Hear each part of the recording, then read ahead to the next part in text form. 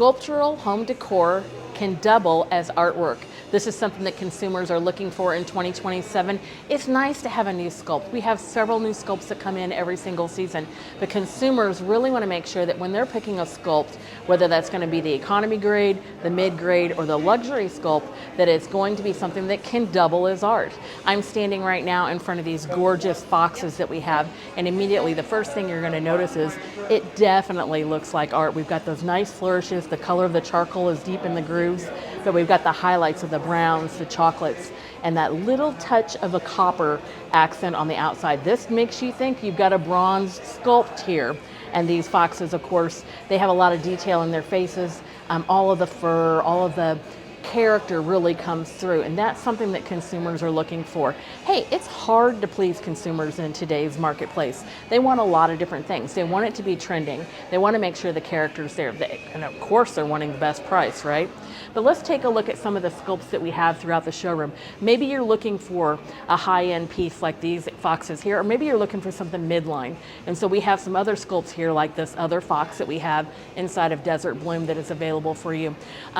Again, attention to detail is important. We want to please the consumer when we have that, but being able to add other things to that as far as the coloring, the ability to have it as a standalone sculpt is also very, very important.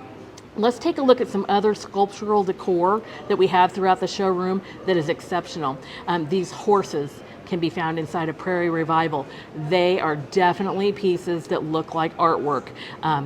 You could have these as a standalone on any tabletop. You can have them in an entryway, and it's definitely going to give you that aesthetic of being a luxury piece in high-end art.